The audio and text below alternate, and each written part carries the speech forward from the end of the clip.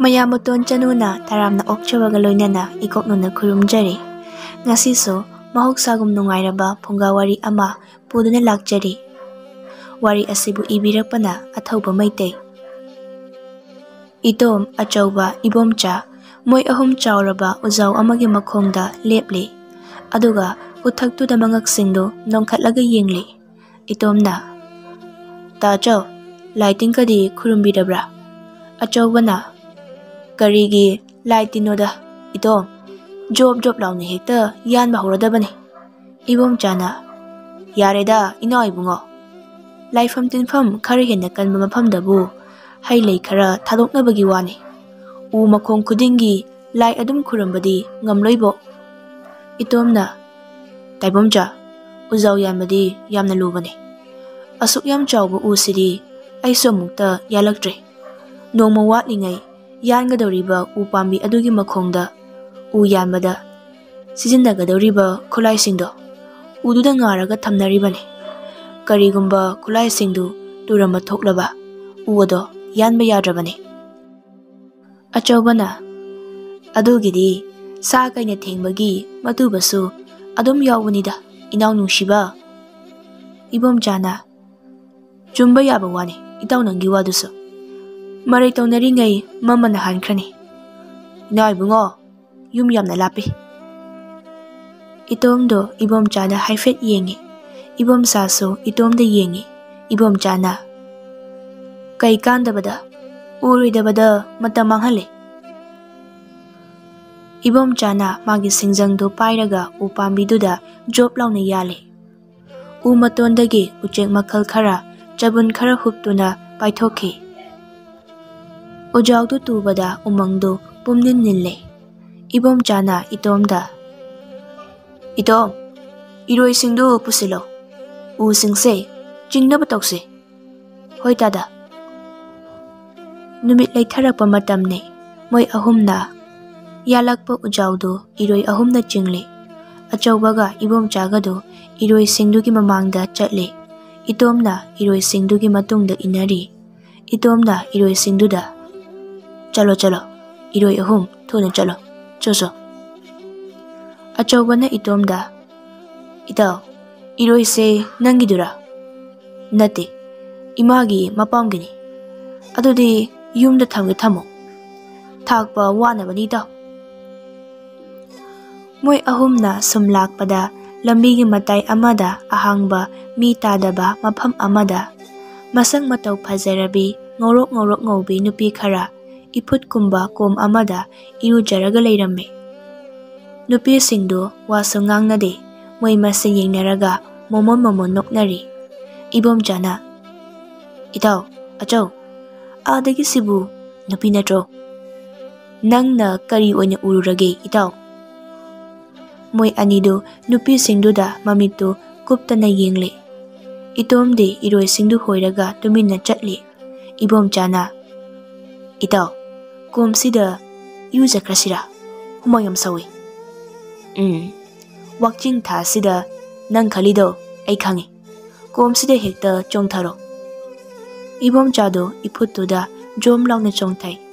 Achoubasu jom launa chongthaki. Moi anina isingdei phagolakpada nupi singdu amatta leiramdre.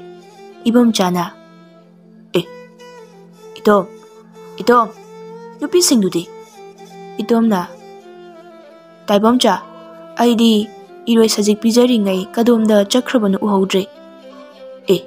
Thumandro sidi. Achoubana Itaw mamsilakle. Khulani lankhidaba watle. Numit changkradi amta uraroi.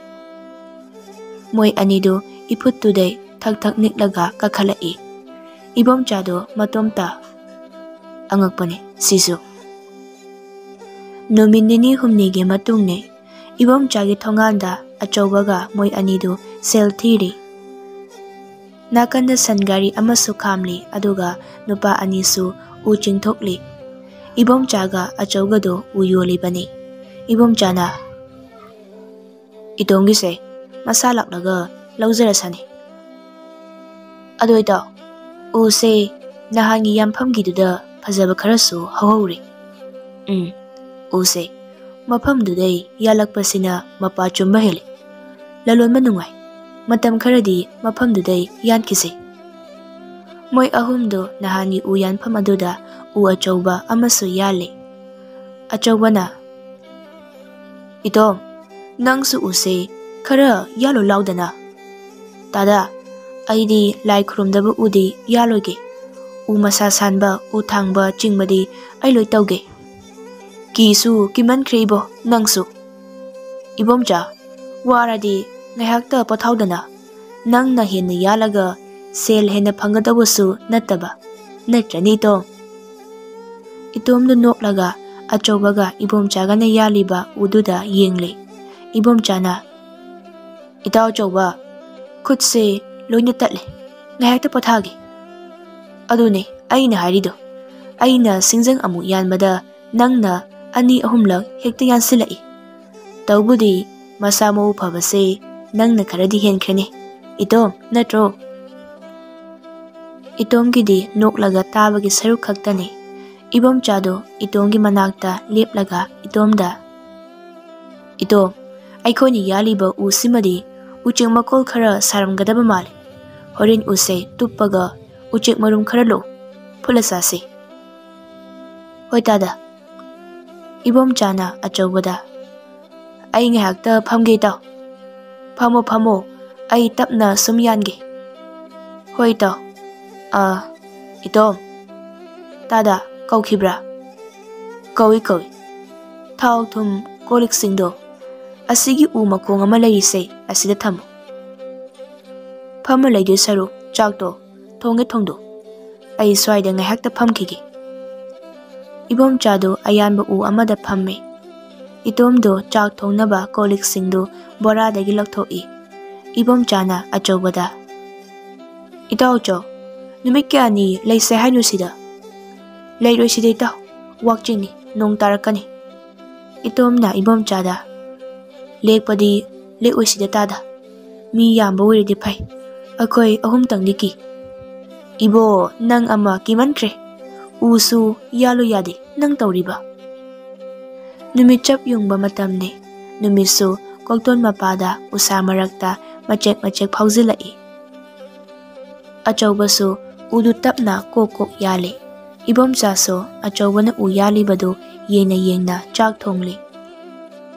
Ebomchaso phamna achaubana u yalibado yengna amuk umangduda makoktu laydana yengle. Arapada nupi khara makokta sampuraga urakta chatpa Ebomchana ui. Ebomchado makhongdu karan chalaga khongdondu nomlaga nupi singduda yenglaga nokli. Wabaga loi phaye nupi ubase. Achaubadu u yanba lepaga Ebomchada. Karino taw, natomta murum soliduna. Arapada nupi khara sing chale. Adui yenglambani taw. Itomna. Umang sidi nak yet khawangda khunamata su tadana kaide nupi laktoiba. Ebomchana. Thazaraga yengulaudana. Itomdo Ebomchagi manakta changlai. Achaubasu singjangdu udayan silamlaga Ebomchagi manakta changlai. Ebomchana khodomi thillaga. Tu. Kadai chakhrage. Haujikta lehubada. Layramdrani. Achaubadu uyan phamda amuk changkhre. Achaubana Ebomchada laknarai. Jengum thi oiramni taw. Natraga yapan hekli jalo. Itaw. Phaginati taw. Aswaida layramni. Phanek loi sele. Makokta samamamamsu loi yale. Masakti phajabro. Masakidi khangdre. Kuchudi ngorok ngawi. Achaubadu u yale. Itomso chak thongna sapu iyanduda ugi khabaiduna kong thillaga isai ngangli. Moi ahum ngayhak tumin amuk lainai. Ebomchana itomda.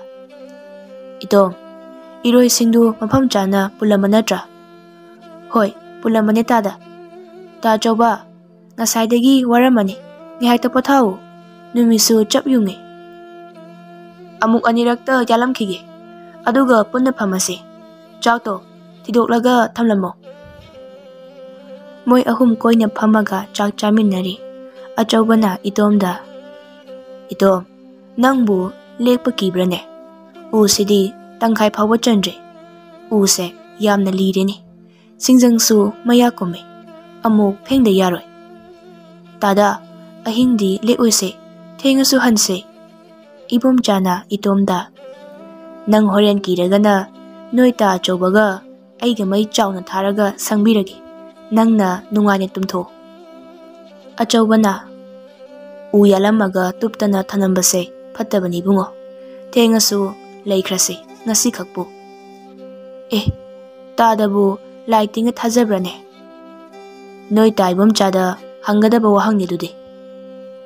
Itomdo chaktu tumina chari. Ebomchaga achaubagasu wari saraga chaktu chari. Ebomcha u kanna yali. Achaubana singjang kanna phengli. Ebomchana achaubada. Itao, sidi yadre. Singjang se maya loina tare.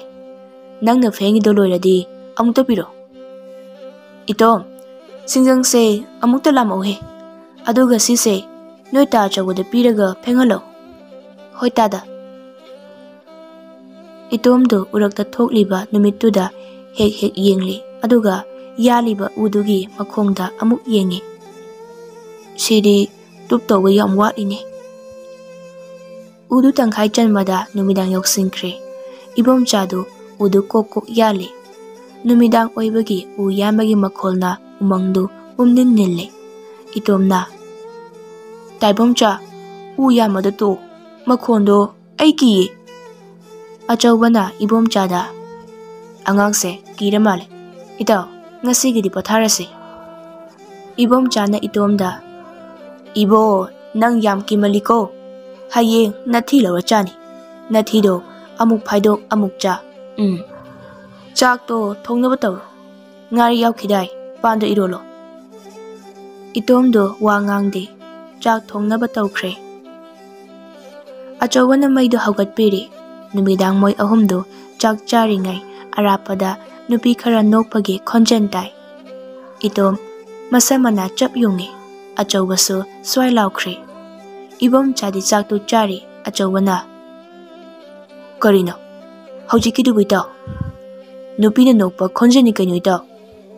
Achaubadu nupina noklakpa maikairomda yengaga. Numidang sidaba. Numidangda nupina nokpa yadro haise. Mafam tanja haiba masu leidana itao. Umang sida leiribasidi aikoi hum khaktani. Aikoi hum khakta natre haujiti tao.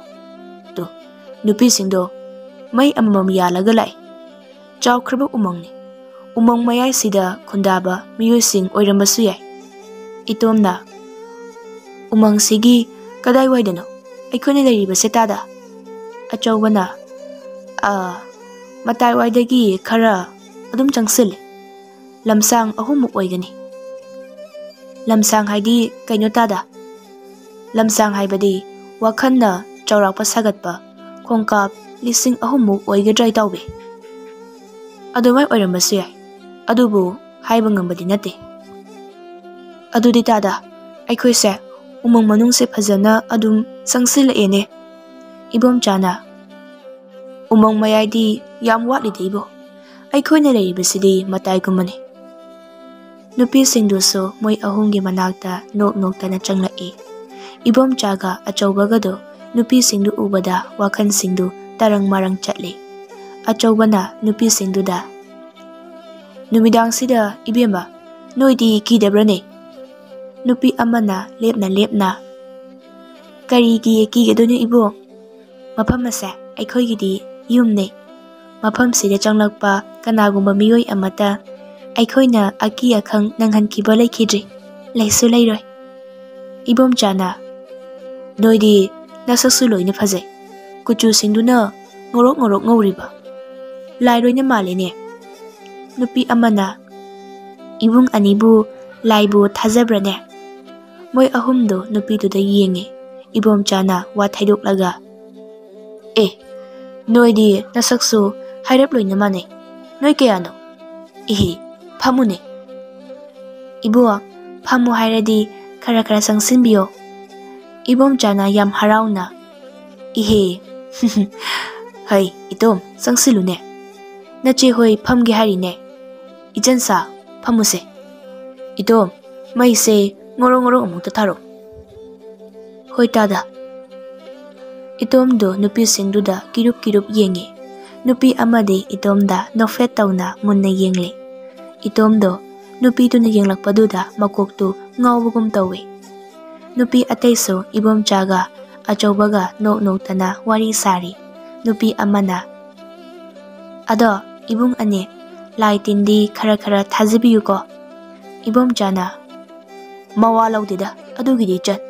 Asukuyibase nongmata lai amata thengnade. Aina chattaba mafam leiramlaroi. Nongmata thengnade. Nupi amana nofet tauna. Ado mafam sida laido thengnarabadi kamdauwa ibung ane. Itomna tada yum chatlase. Ebomchana karino itom tanjang thongna sakhideda nang tumge sutumo. Ebomchana nupi singduda ichan singi saksingse ubada lai phauba ikairamgadaba male. Nupi amana noklaga Ebomchada lai singdo aikhoi oiramlabadi kamai tawwa ibong. Achaubana hoine lai se ichan hoigumana oiradi phadawbani. Moi mayamdo pulap nokminnai. Nupi amana hoida hauzik matamdabu kadaide laino. Hoi lai timbudi khara thazaba phai. Ado but break kaidudi kumhai nungainaba warini.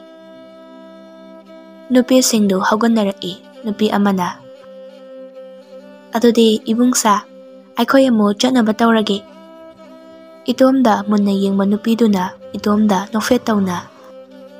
Pakhang nang namayam soliko nupi phangjaroi. Nupi mayamdo wawa noklaga chatkre. Ebomchaga achaubagado harau mandana ahingni haibaga pungkaw kawe. Ebomchana ida haibeta tindopirusiro. Sa kaiga thengnadana amu. Itomna tada thilurano chasakrasano. Achaubana idaube angangse matom lehoba kirani chatlaroise. Adu weragani taw nang itomga lehogera. Ai matek amata oirasu thenbiruge. Chatluranu dei taw thengzilakle. Moi ahumdo tumnarame. Ahing nongyaini itomdo tumlambadagi makeup tholaki. Aduga phammaga leileidana yengi. Aduga itomna achaubada tada achaubado Ebomchada kauribai khandana khumde. Itomna achaubada ta achauba. Achaubado chepna tumlambadagi longthorai. Kadaurai to ta Ebomcha leitiye. Achaubado mamik khangpang pangi aduga puklauna haugatli. Kadai sakraba made. Nupi sindugi manakta chatlamdaw male. Karino mana nupida asu yam chopisibo. Thirusira hai tom. Talle maraina laksasani ta achauba. Ado nangsu nupi uba yadridudi. Hai fazaba nupi ubada masada itak irang khazikta phauba phaudraba nupado madu sikhibi yare. Nangsu sikhibi yarabani. Aidi nupi singdo apama phaude. Masak singdo taibang mi mande. Achaubado itomgi wahaiduda haifet khautak chai. Achaubana itomda taibang mi mande di kaino itom. Taibang mi mande haibadi moi singdo lai male haibani. Hera nangsu ahing sida onthok pawa. Lao Ebomcha thiruse hagolo. Tale chatloise maraya lakchaniye. Hai Fatanungna thoklaga ibani da tainaba tarene apang nangbo. Kaisum toromoy chatloise. Ihe adudi nangna tomsida leiramo ai thiruge. Tanjaduda lamhui khongbagi makhon lapna tai. Achaubana tu hui phawa tumdre. Asidi hui sunatana lamhuini. Hai lamhui harido huini ne. Moina lamda leibagi lamhui haibani. Hagolo la. Aduda karanturen ngang lairano. Maiketusu pairo. Moi anido uraktuda mainam amamam pairaga lai. Itomna achaubada. Tada. Ingbra. Inge. Itomna achaubada amo. Tada. Ibungo. Ingadi mainamduda maidu teklaga chalo. Hoi tada. Tadana lai thazadrise kaigino. Aidi lai yana thazaida. Aduga taibom chaga noi anina aingonda lagi maramda he chaiduna karige. Yana ba chatlibani bungo. Mi loina ba haigi hairadi amana hairasu hoi tagadabani. Khara henna ngangna saknaba yaroidaba mi oiragana magi michang hek changbiraga themgadaba. Adudi miduna lalasu midugi michang adum chang tarini tadade. Miduna lale haibado masana khangdrasu aikhoinadi ma lale haiba khangidana. Langera chumgera wa makha taraktanaba chumida haibigadabani. Soidabadudi maranaini. Adudi mana chumena loina laikhrani. Ibo yaraktraba matamda ingna tapna momo noklaga itaw adudi yadene iyamba adudi tawrisi haigadaba. Hoi tada. Ai haise munataw. Maching phatrinena sathirena. Aina yadradi yajre kai khanba miyoido madu khwaidagi pangma mini. Nangna mido pamdre phatre loinaba hainadre hairagana dominna tapna lapthokadabani. Nangi asoiba nungaitaba mawong miduda utlamba yade. Thabak chinba sabani khangde amani khangde tawraga lapthokadabani. Adubu midudadi nangi asawado sungut utkano. Phattaba mi haibasidi nangi aigi maramda afaba amata haibigadaba nate. Adudi taibam sase afaba mira. Phabani yam phabani. Wangang sangang khara phajadrasu nupida khara chopasu mabukti yamna phaba mini. Hoi adubudi chumme tada. Aina u yamba yaudrasu seldi matik chana adum pibinoi anina. Ado wangang sangangdi yam phajade. Aduna ai saudana tok asira khanba yaure. Saurasu phathau ibungo. Nangdi haurakpada ngairibani. Khongkap lak ama thangadabada. Khongkap ama khak lansinbada ngairibani nangdi. Taibom chadagi hena sathi ba miyoi lising thengnerakini. Hoi nangna thengnaba ngamaroi hairagana nupi thijilaga koli phenglaitaba. Adusu nupina thaklaga. Achaubana noklaga. Nupiduna amu. Taibom chada hena sathiramadi ai khangdreko. Hoi tada. Nangbu aina haininglibase lausimba ngambrani ibungo. Ngame tada. Aduni mi khudingmakna yanaba chakkadabani. Pamdrabasu matang matamna yadrabadi adusu hoi haigadabani. Moi anina chatlibado kadomdano khangde. Achaubana khudomi thinba maphamdane itomna inaribasisu. Itomna tada kadomdano aikhoina chatlibasibo. Aisu khangdene ibungo. Itomdu uraktuda chatna kina mamitu leidana yengi. Itomna achaubada. Halasira tada. Kiraba nangbo. Adunya tiye yamamme. Achaubasu uraktuda leidana yengi aduga itomda. Lao asomna kanse khara kopa male. Lambi macha masu ui. Asida chase. Hoi tada. Moi anidu lambi duda lakpada arapada nupa ama mainam pairaga lepa ui. Maphamdusu lampak macha amagumbani. Itomna. Tada. Adaisi kanano. Ibomchani. Moi anidu ibomchagi manaktamna naksilakpaga.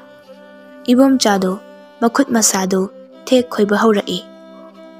Makhong makhut sing tingli yangli singdu tingthokpa haurai. Aduga makhong makhut singdu ꯊꯦꯛ ꯅꯧꯗꯅ ꯅꯨꯄꯤ ꯑꯃꯒꯤ ꯃꯑꯣꯡꯗ ꯃꯔꯣꯟ ꯃꯔꯤ ꯈꯪꯗꯕ ꯏꯁꯩ ꯃꯌꯦꯛ ꯑꯃ ꯁꯛꯂꯒ ꯖꯒꯣꯏ ꯇꯞꯅ ꯇꯞꯅ ꯁꯥꯒꯠꯂꯛꯏ꯫ ꯃꯉꯛ, ꯃꯃꯤꯠ ꯃꯅꯥ, ꯈꯣꯡ ꯈꯨꯠꯀꯤ ꯁꯥꯊꯦꯛ ꯌꯦꯡꯕꯗ ꯅꯨꯄꯤꯒ ꯆꯞ ꯃꯥꯟꯅꯔꯤ꯫ ꯃꯥꯏꯊꯣꯡ ꯆꯤꯝꯕꯥꯜꯗꯨꯁꯨ ꯅꯨꯄꯤ ꯑꯃꯒꯤ ꯃꯤꯅꯣꯛꯅꯤ ꯅꯣꯛꯂꯤꯕꯗꯣ꯫ ꯏꯇꯣꯝꯗꯣ ꯃꯆꯤꯟꯕꯥꯟꯗꯣ ꯊꯛ ꯊꯛ ꯅꯤꯛꯅ ꯑꯆꯧꯕꯗ ꯇꯥꯗ, ꯃꯥ ꯇꯧꯔꯤꯁꯦ ꯀꯔꯤꯅꯣ? ꯋꯥ ꯉꯥꯡꯒꯅꯨ ꯏꯕꯨꯡꯉꯣ, ꯃꯥꯅ ꯇꯧꯅꯤꯡꯂꯤꯕꯁꯦ ꯃꯄꯨꯡ ꯐꯥꯅ ꯇꯧꯖꯁꯅꯨ, ꯃꯇꯥꯡꯁꯤꯗ ꯑꯌꯦꯠ ꯑꯄꯟ ꯄꯤꯕ ꯌꯥꯗꯦ꯫ ꯍꯣꯏ ꯇꯥꯗ꯫ ꯑꯍꯤꯡꯗꯨ ꯑꯆꯧꯕ, ꯏꯇꯣꯝ ꯑꯃꯗꯤ ꯏꯕꯣꯝꯆꯥ ꯃꯣꯏ ꯑꯍꯨꯝꯗꯨ ꯎꯌꯥꯟꯐꯝꯗꯨꯗ ꯃꯩ ꯇꯦꯛꯂꯒ ꯀꯣꯏꯅ ꯐꯝꯂꯤ꯫ ꯑꯆꯧꯕꯒꯤ ꯃꯅꯥꯛꯇ ꯇꯥꯏꯔꯦꯟ ꯃꯅꯥ ꯈꯔꯁꯨ ꯊꯝꯂꯤ꯫ ꯏꯇꯣꯝꯅ, ꯇꯥꯏꯕꯝꯆꯥ, ꯏꯁꯤꯡꯁꯦ ꯁꯥꯍꯜꯂꯒ ꯊꯛꯁꯤꯀꯣ꯫ ꯑꯆꯧꯕꯅ ꯏꯕꯣꯝꯆꯥꯗ, ꯀꯔꯤꯅꯣ ꯏꯇꯥꯎ, ꯅꯪꯅ ꯇꯧꯔꯤꯕꯁꯤꯕꯣ? ꯃꯦꯟ ꯃꯥꯟ ꯇꯥꯕ ꯅꯠꯇꯦ ꯏꯇꯥꯎ ꯑꯩꯁꯨ, ꯈꯣꯡꯁꯦ ꯇꯤꯡꯈꯪ ꯌꯨꯕ ꯃꯥꯜꯂꯤ, ꯑꯃꯨꯛꯇ ꯌꯦꯡꯕꯤꯒꯦꯔꯥ?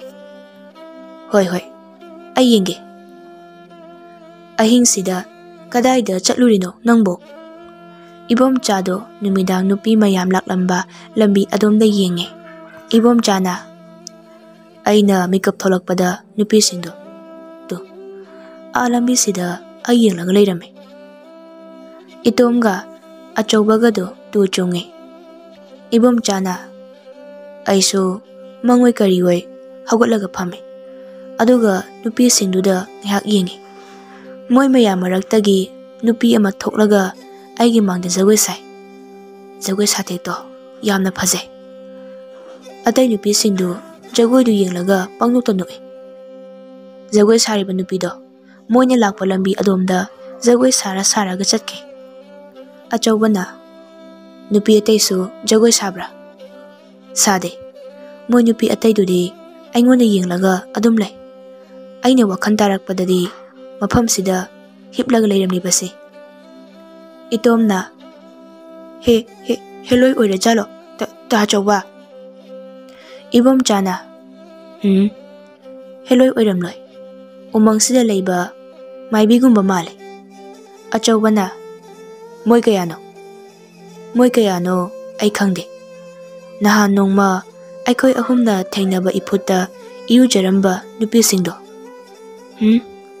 ꯃꯣꯏ ꯅꯠꯇꯦꯗ꯫ ꯑꯆꯧꯕꯅ, ꯐꯔꯦ, ꯅꯪ ꯉꯥꯏꯍꯥꯛꯇ ꯄꯣꯊꯥꯎ ꯏꯇꯥꯎ꯫ ꯏꯕꯣꯝꯆꯥꯗꯨ ꯂꯣꯡꯅ ꯍꯤꯞꯄꯒ ꯇꯨꯝꯈ꯭ꯔꯦ꯫ ꯏꯇꯣꯝꯒ ꯑꯆꯧꯕꯒꯗꯨ ꯇꯨꯝꯗ꯭ꯔꯦ꯫ ꯏꯕꯣꯝꯆꯥ ꯁꯪꯂꯒ ꯃꯩꯗꯨ ꯆꯥꯎꯅ ꯊꯥꯔꯒ ꯇꯦꯛꯂꯤ꯫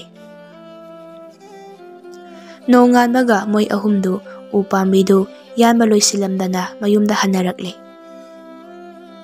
ꯅꯨꯃꯤꯠ 4-5 ꯁꯨꯔꯦ ꯎ ꯄꯥꯝꯕꯤꯗꯨ ꯌꯥꯟꯕ ꯂꯣꯏꯁꯤꯜꯂꯝꯗꯕꯒꯤ ꯏꯕꯣꯝꯆꯥꯗꯣ ꯃꯌꯨꯝꯗ ꯂꯩꯐꯝ ꯆꯥꯐꯝ ꯈꯪꯗꯕꯒꯤ ꯃꯑꯣꯡ ꯑꯃ ꯇꯧꯏ꯫ ꯌꯨꯝꯒꯤ ꯑꯍꯜ ꯂꯃꯟꯁꯤꯡꯅ ꯑꯃꯥꯏꯕ ꯀꯧꯗꯨꯅ ꯌꯦꯡꯕꯗ ꯊꯕꯛ ꯑꯃꯁꯨ ꯑꯣꯏꯔꯦ꯫ ꯃꯣꯏ ꯑꯍꯨꯝꯒꯤ ꯃꯔꯛꯇ ꯏꯕꯣꯝꯆꯥꯗꯤ ꯋꯥꯈꯜ ꯐꯖꯅ ꯆꯣꯏꯔꯦ꯫ ꯑꯆꯧꯕꯒ ꯏꯇꯣꯝꯒꯗꯤ ꯊꯣꯏꯗꯣꯛꯄ ꯀꯔꯤꯁꯨ ꯇꯧꯗꯦ꯫ ꯃꯁꯤꯒꯤ ꯃꯔꯝꯁꯨ ꯑꯃꯥꯏꯕꯁꯤꯡꯗꯤ ꯐꯖꯅ ꯈꯪꯉꯤ꯫ ꯑꯍꯤꯡꯗꯒꯤ ꯍꯦꯟꯗꯣꯛꯇꯅ ꯑꯌꯨꯛ ꯅꯨꯡꯊꯤꯟ ꯐꯥꯎꯕ ꯏꯕꯣꯝꯆꯥꯗꯨ ꯕꯨꯠ ꯕ꯭ꯔꯦꯛ ꯎꯔꯕꯒꯨꯝ ꯀꯥꯆꯤꯟ ꯀꯣꯌꯥꯗ ꯂꯣꯠꯄ, ꯃꯅꯤꯡ ꯃꯌꯥꯗ ꯀꯣꯏꯆꯦꯟ ꯆꯦꯟꯕꯒꯨꯝꯕ ꯌꯥꯝꯅ ꯇꯣꯏꯅ ꯇꯧꯔꯛꯏ꯫ ꯑꯃꯥꯏꯕ ꯃꯪꯂꯦꯝꯖꯥꯎꯗꯨ ꯏꯕꯣꯝꯆꯥꯒꯤ ꯌꯨꯝꯗ ꯏꯕꯣꯝꯆꯥꯗꯨ ꯐꯥꯗꯧꯕꯒꯤ ꯃꯅꯤꯡ ꯃꯌꯥꯗ ꯀꯣꯏꯇꯥꯟ ꯇꯥꯟꯅꯔꯤ꯫ ꯑꯃꯥꯏꯕꯅ ꯏꯕꯣꯝꯆꯥꯒꯤ ꯃꯃꯥꯗ, ꯏꯍꯦ, ꯁꯣꯝꯗ ꯊꯠꯂꯨꯅꯦ ꯏꯕꯦꯝꯃ ꯅꯪꯕꯣ꯫ ꯏꯕꯣꯝꯆꯥꯒꯤ ꯃꯄꯥꯁꯨ ꯏꯕꯣꯝꯆꯥꯗꯨ ꯐꯥꯒꯗꯕꯒꯤ ꯀꯣꯏꯊꯠ ꯊꯠꯂꯤ꯫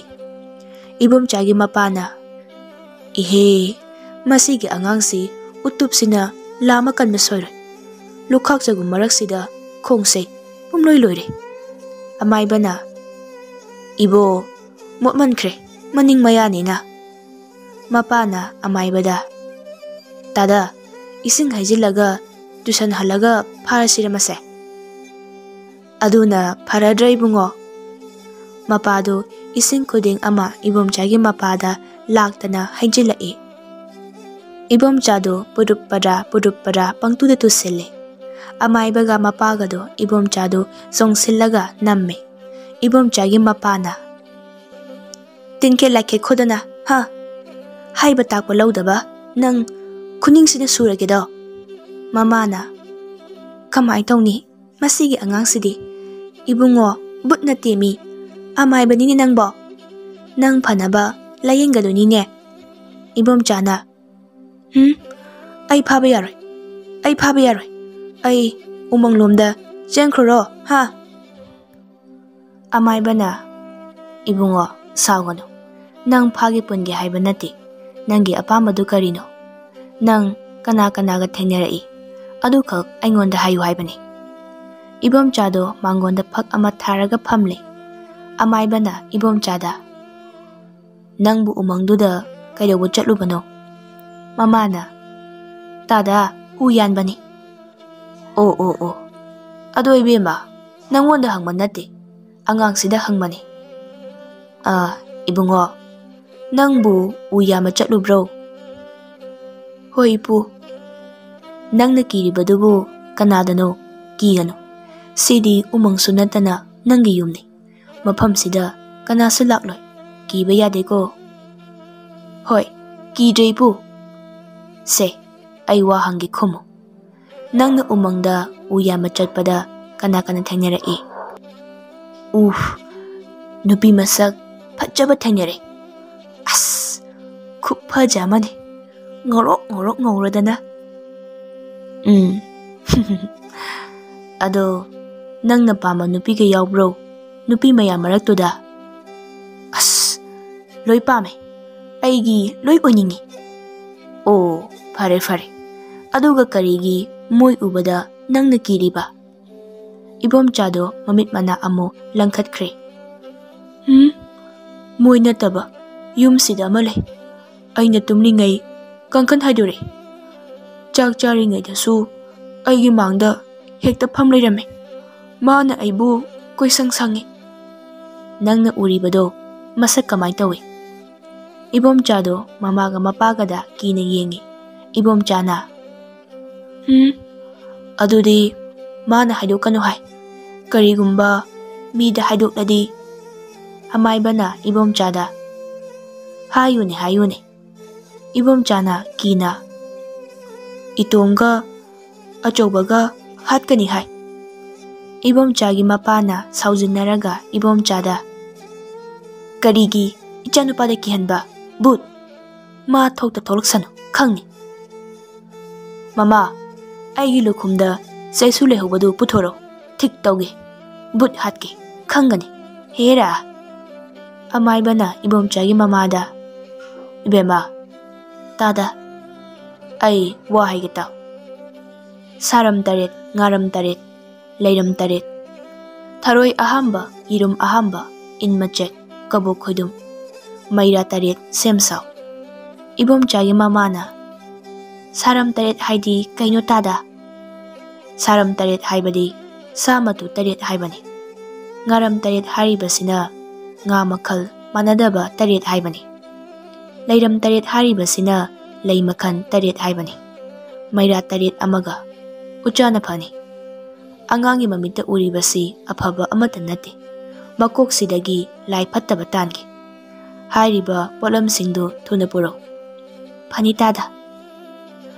Amay ba na section wa amaso thamlai. Ibema, ay wa mahaygi munataw.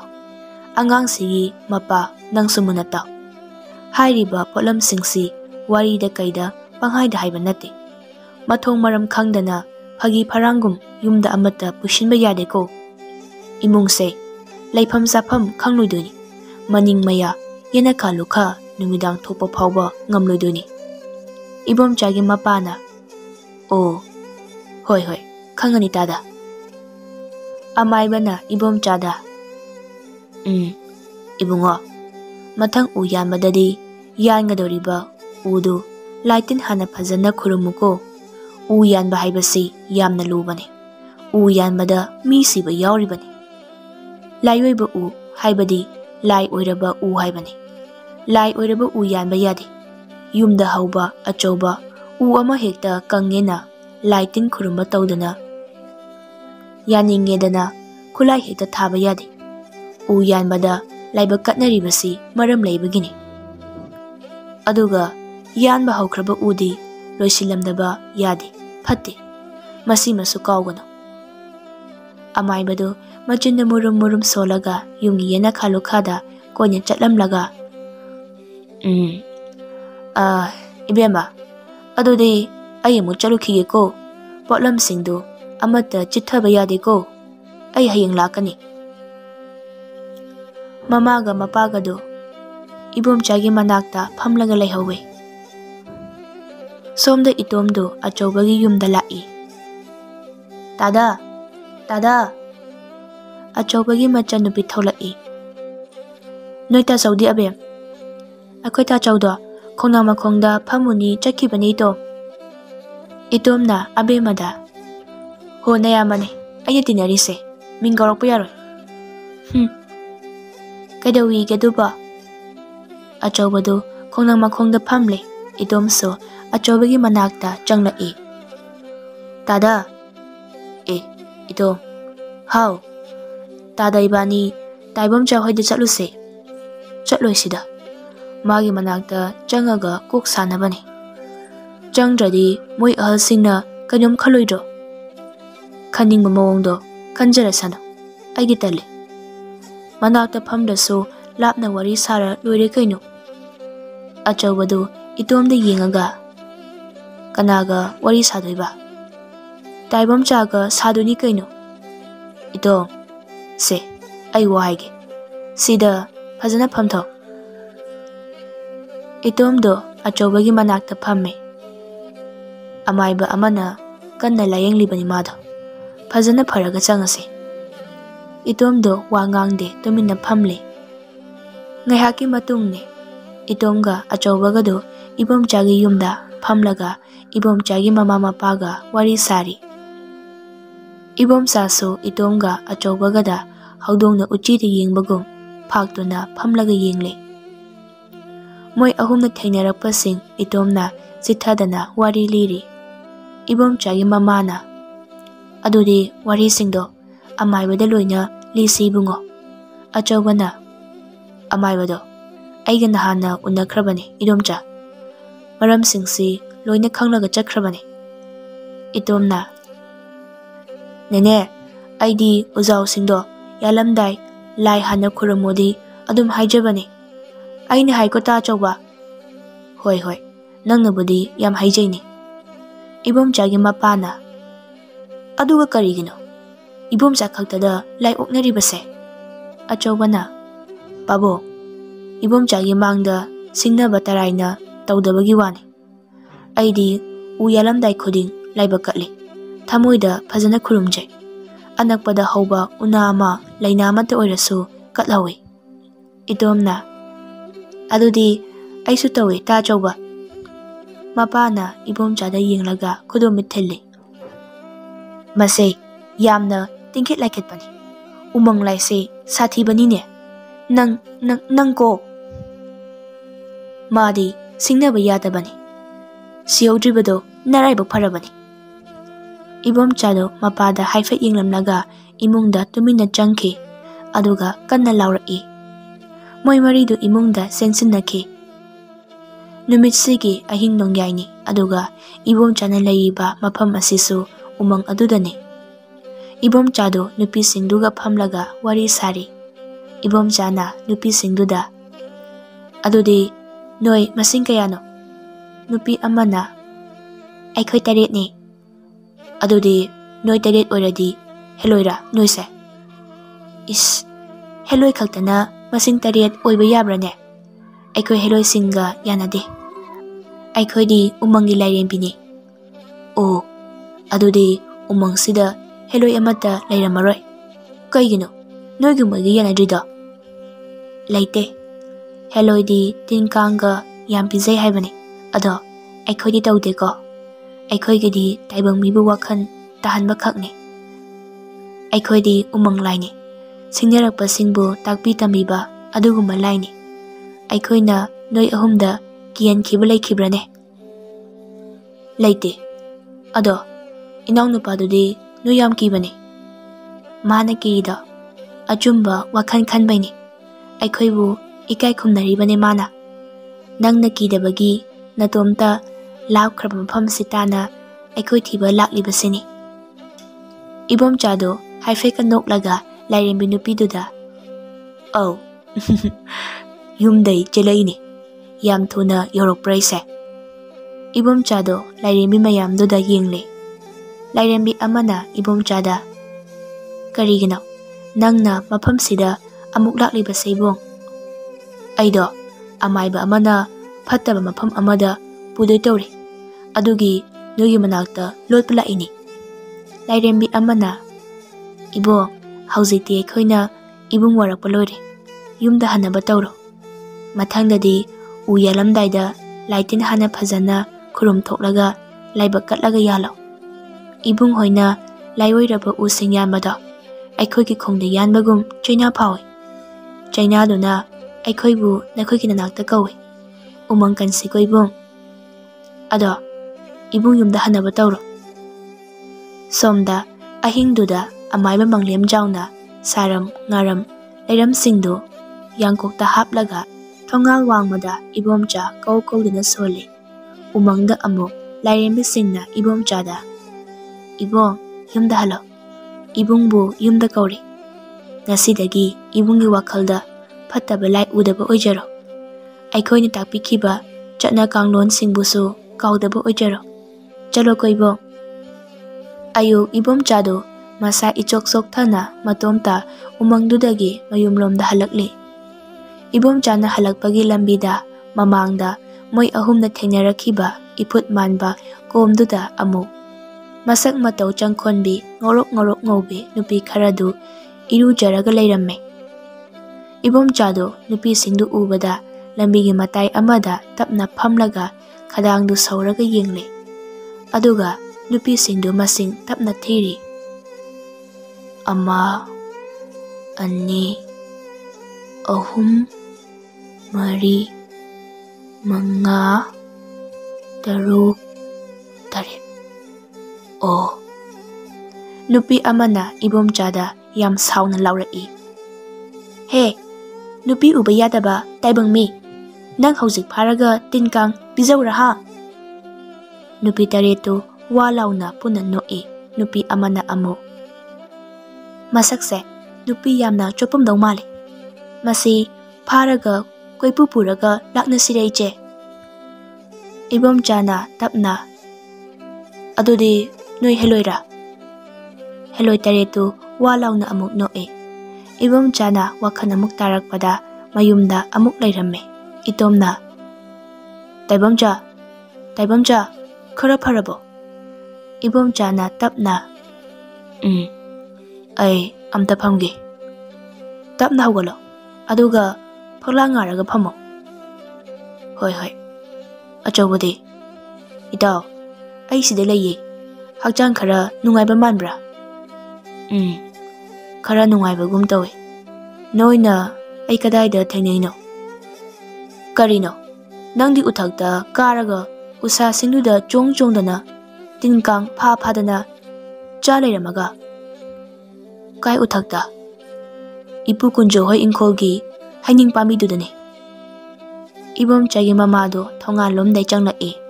ꯏꯕꯣꯝꯆꯥꯅ ꯃꯃꯥꯗ "ꯃꯥ, ꯅꯪ ꯀꯥꯏ ꯆꯠꯂꯨꯏꯅꯣ?" "ꯍꯣ, ꯅꯪ ꯊꯤꯕꯒꯤ ꯄꯨꯡꯖꯥꯟ ꯃꯣꯏꯕꯨꯡ ꯋꯥꯏꯕꯒꯤ ꯁꯦꯟ ꯄꯤꯔꯨꯏꯅꯤ. ꯅꯪ." ꯏꯇꯣꯝ, ꯑꯆꯧꯕ, ꯏꯕꯣꯝꯆꯥ ꯃꯣꯏ ꯑꯍꯨꯝꯗꯨ ꯃꯥꯡꯒꯣꯟꯗ ꯐꯝꯂꯒ ꯋꯥꯔꯤ ꯁꯥꯟꯅꯔꯤ. ꯏꯕꯣꯝꯆꯥꯒꯤ ꯃꯄꯥꯁꯨ ꯌꯦꯟ ꯑꯃꯨꯕꯤ ꯑꯃ ꯌꯥꯜꯂꯒ ꯆꯪꯂꯛꯏ. ꯏꯕꯣꯝꯆꯥꯅ ꯃꯄꯥꯗ ꯇꯞꯅ "ꯕꯥꯖꯦ, ꯌꯦꯟꯗꯣ ꯀꯩꯗꯧꯅꯕꯅꯣ?" "ꯑꯉꯥꯎꯕ ꯃꯤꯒꯤ ꯌꯦꯂꯤꯡ ꯊꯥꯅꯕꯅꯤ." ꯏꯕꯣꯝꯆꯥꯒꯤ ꯃꯄꯥꯅ ꯏꯇꯣꯝꯗ "ꯏꯇꯣꯝ, ꯍꯣꯔꯦꯟ ꯌꯦꯟꯁꯤ ꯌꯦꯂꯤꯡ ꯊꯥꯕꯒ ꯐꯥꯔꯒ ꯑꯃꯨꯛ ꯄꯨꯔꯛꯀꯗꯕꯅꯤꯀꯣ." ꯎꯃꯪ ꯂꯥꯏꯗ ꯁꯤꯡꯅꯔꯨꯕ ꯏꯕꯣꯝꯆꯥ ꯍꯧꯖꯤꯛꯇꯤ ꯋꯥꯈꯜ ꯇꯥꯔꯤ. ꯂꯥꯏꯔꯦꯝꯕꯤ 8ꯀꯤ ꯄꯥꯎꯇꯥꯛꯁꯤꯡ ꯀꯥꯎꯗꯅ ꯃꯣꯏ ꯑꯍꯨꯝꯗꯨ ꯎ ꯌꯥꯟꯕꯒꯤ ꯁꯤꯟꯐꯝꯗ ꯃꯥꯏ ꯑꯗꯨꯃꯛ ꯑꯣꯟꯁꯤꯜꯂꯤ. ꯑꯁꯨꯝꯅ ꯏꯕꯣꯝꯆꯥꯗꯣ ꯂꯥꯏꯔꯦꯝꯕꯤꯁꯤꯡꯗꯨꯅ ꯂꯥꯏꯕꯨ ꯊꯥꯖꯕ, ꯊꯛꯁꯤ ꯈꯥꯁꯤ ꯊꯧꯒꯜꯂꯣꯟ ꯍꯩꯕ ꯃꯤ ꯑꯃ ꯑꯣꯏꯍꯟꯗꯨꯅ ꯃꯣꯏ ꯑꯍꯨꯝ ꯍꯦꯟꯅ ꯃꯥꯏ ꯄꯥꯛꯄ ꯎ ꯂꯂꯣꯟꯕ ꯃꯤꯑꯣꯏꯁꯤꯡ ꯑꯣꯏꯗꯨꯅ ꯅꯨꯡꯉꯥꯏꯅ ꯄꯥꯟꯈꯤꯔꯝꯃꯤ.